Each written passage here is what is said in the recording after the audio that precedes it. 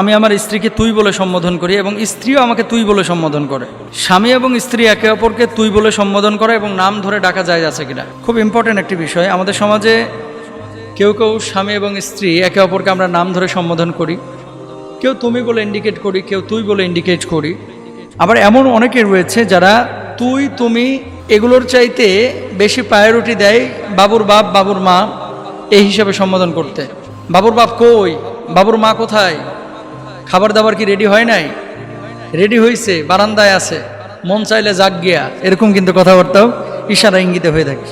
এখন তুই বলে সম্বোধন, এটা ইসলামী শরিয়ার ভাষ্য অনুসারে যদি আপনি জিজ্ঞেস করেন, ইসলামী শরিয়ায় আংতা শব্দটা উল্লেখ করা হয়েছে। আংতা, আংতা মানে তুমি, আংতা মানে আপনি, আংতা মানে তুই।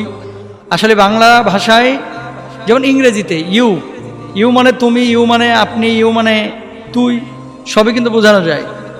তো আরবিতে আংতা, ইংরেজিতে ইউ, আর বাংলায় হচ্ছে তুই তুমি আপনি, এই তিনটা আমরা ব্যবহার করি। মনে রাখবেন, সম্মান এবং ইজ্জত, ওয়ালাকাদ কাররামনা বানি আদম, স্বামীও যেমন মানুষ, স্ত্রীও কিন্তু তেমন মানুষ। স্বামী এবং স্ত্রীকে আল্লাহ সুবহানাহু ওয়া তাআলা সম্মানিত করে বানিয়েছেন, সম্মানিত করে। তো এমন কোনো শব্দ বা বাক্য আপনি লফজ ব্যবহার করতে পারবেন না সামাজিক, পারিবারিক এবং রাজনৈতিক রাষ্ট্রীয় ক্ষেত্রেও, পারিপার্শ্বিক অবস্থাতেও, যেই শব্দ বা বাক্য ইউজ করলে আরেকজনের সম্মানের হানি ঘটে। আপনি প্রধানমন্ত্রীর কার্যালয়ে গিয়ে কোনো কর্মকর্তাকে আপনি বলতে পারবেন না তুই এই কাজটা করলি না কেন, কেন করতে পারবেন না? কারণ তারা সম্মানিত, তাই না? আপনি পার্লামেন্টের কোনো মেম্বারকে তুই করে সম্বোধন করতে পারবেন না আপনার যদি বন্ধু না হয়, তাই না? কেন?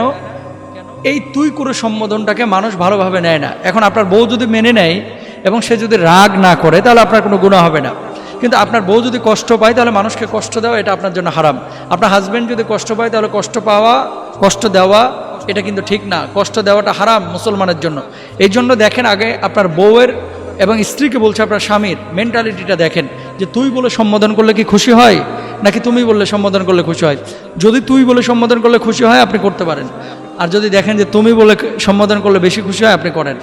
আপনি বলে সম্বোধন করলে যদি দেখেন খুশি হয় আপনি করেন, তবে স্বাভাবিকভাবে সম্মানসূচক যে শব্দ আপনি সেটা ব্যবহার করবেন। সম্মানসূচক শব্দ কোনটা? আপনি, তুমি।